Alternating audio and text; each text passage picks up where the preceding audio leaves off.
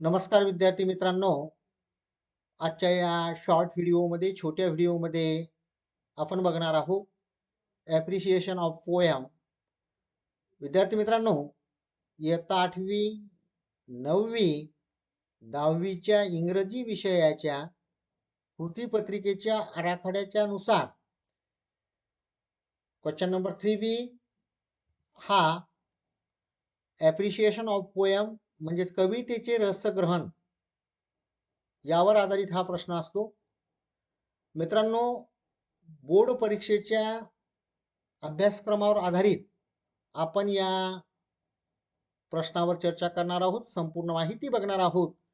5 गुणांचा हा मित्रांनो प्रश्न आहे. हा तुम्ही संपूर्ण बघा. मित्रांनो, ॲप्रिशिएशन ऑफ पोयम इयत्ता 8वी 9वी 10वी इंग्रजी विषयाच्या कृतीपत्रिकेच्या आराखड्याच्या नुसार क्वेश्चन नंबर 3B प्रश्न तिसऱ्या मधला बी किंवा ब हा प्रश्न आपल्याला कवितेवर आधारित रसग्रहणावर आधारित 5 गुणांचा प्रश्न परीक्षेमध्ये विचारला जातो. मित्रांनो, ॲप्रिशिएशन ऑफ पोयम कवितेचे रसग्रहण हा 5 गुणावरचा जो प्रश्न आहे, या प्रश्नाचे उत्तर कशा प्रकारे द्यायला हवे याचे मार्गदर्शन आपण आता बघूया. मित्रांनो, कवितेचे रसग्रहण म्हणजे काय? तर एखाद्या कवितेचे ॲप्रिशिएशन म्हणजेच रसग्रहण म्हणजे त्या कवितेची रचना, कवितेचा विषय, कवितेमध्ये काय आशय दिलेला आहे, कवितेत मांडलेले विचार, भावना, प्रसंग, शब्दयोजना, भाषाशैली आणि कोणत्या भाषिक अलंकाराचा वापर केलेला गेलेला आहे इत्यादी वैशिष्ट्ये तुम्हाला ओळखायची आहेत आणि त्यातील उत्तम गुणांचा आस्वाद किंवा आनंद घेणे, कवितेतील आनंद देणाऱ्या विविध अंगांचे, घटकांचे, छटांचे वर्णन, त्यांचा तुमच्यावर पडलेला प्रभाव, त्या कवितेतील कोणते गुणविशेष तुम्हाला भावले इत्यादी विषयी तुमचे विचार, भावना, कविता समजून घेऊन व्यक्त करणे हे या रसग्रहणामध्ये महत्वाचे असते.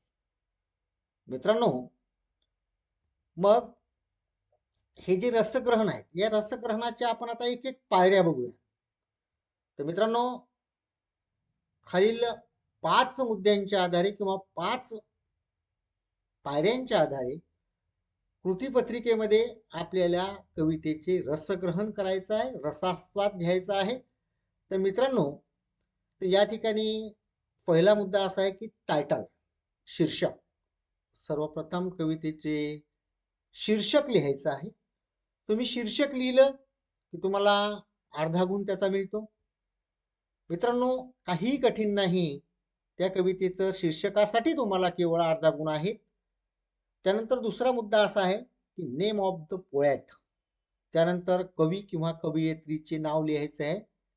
जी कविता तुम्हाला रसग्रहणासाठी दिलेली आहे त्या कवीचं किंवा कवयित्रीचं नाव तुम्हाला त्या ठिकाणी लिहायचं आहे.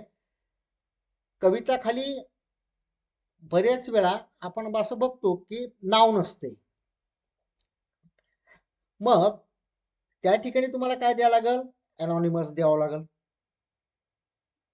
त्या ठिकाणी अननोन व्यक्तीची ही कविता आहे किंवा त्या ठिकाणी आपल्याला माहीत नसलेल्या कवीची ही कविता आहे, त्या ठिकाणी तुम्हाला अनॉनिमस हा शब्द लिहायचा आहे.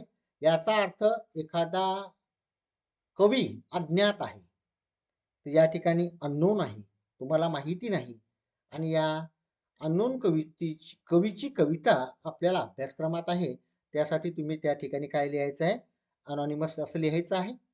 मित्रांनो, तिसरा मुद्दा असा आहे की रायमिंग स्कीम,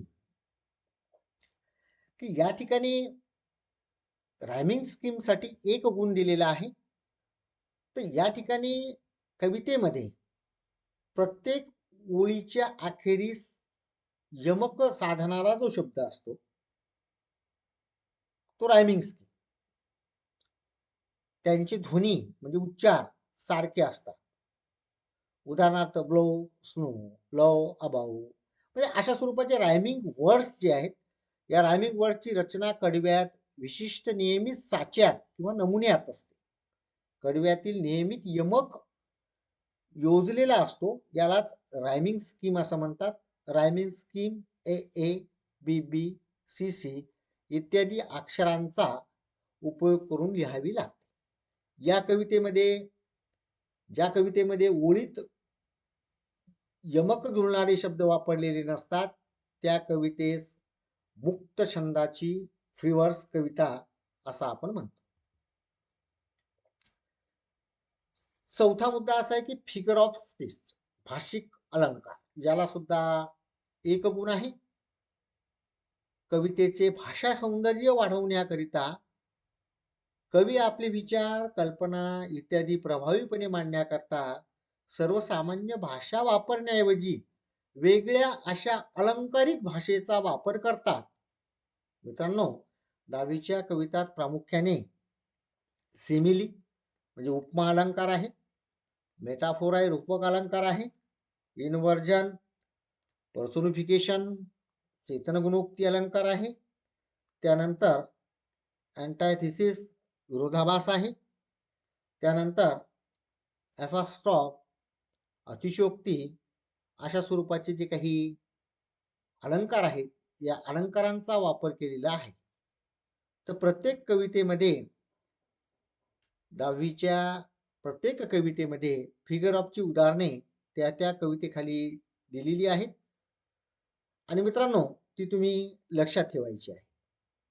यासाठी सुद्धा एक गुण आहे. पाचवा मुद्दा असा आहे की थीम काय, सेंट्रल आयडिया काय, मध्यवर्ती कल्पना काय, यासाठी दोन गुण आहेत. जी काही तुम्हाला कविता दिलेली आहे त्या कवितेचा मुख्य भाग काय, त्या कवितेचा विषय काय, त्या कवितेतील मुख्य कल्पना काय आहेत, मुख्य विचार किंवा घटना लक्षात घेऊन विद्यार्थ्यांना 2-3 ओळीत मध्यवर्ती कल्पना या ठिकाणी लिहायची असते. त्याला 2 गुण असतात. कवीला कोणता महत्वाचा विषय या ठिकाणी अभिप्रेत आहे, कोणता मुद्दा या ठिकाणी त्यांनी मांडलेला आहे, हे या मध्यवर्ती कल्पनेतून आपल्याला मांडायचं असते आणि ते आपल्या लक्षात येते. याकरिता अशा स्वरूपाचा कवितेचा सारांश तुम्ही लक्षात घ्यायचा आहे, लक्षपूर्वक तो वाचायचा आहे, लक्षात ठेवायचा आहे. मित्रांनो, पुढे काही मुद्दे तुम्हाला या ठिकाणी देऊ आपण. त्या मुद्द्यांच्या मदतीनं तुम्ही कवितेचं रसग्रहण करायचं आहे.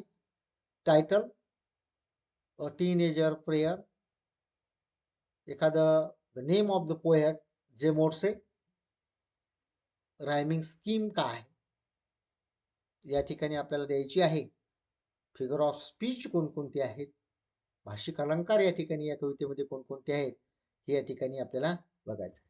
मित्रांनो, ज्ञानयात्री तंत्रस्नेही या शैक्षणिक संकेतस्थळाच्या माध्यमातून व यूट्यूब चॅनलच्या माध्यमातून अशी दर्जेदार व्हिडिओची मालिका, दर्जेदार कंटेंट आपल्या वेबसाईटवर उपलब्ध आहे. इयत्ता 10वीच्या सर्व विषयाच्या प्रश्नमंजुषा क्विजेस तुम्ही आपल्या वेबसाईटला भेट देऊन सोडवू शकता. व्हिडिओच्या डिस्क्रिप्शन बॉक्समध्ये त्याची लिंक देत आहे.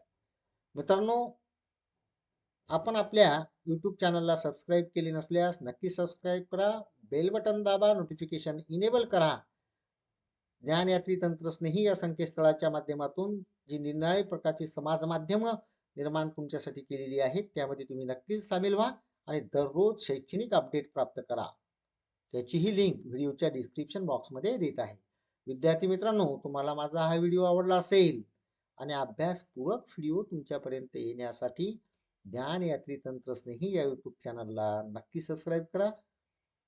धन्यवाद मित्रांनो, भेटूया पुढच्या दर्जेदार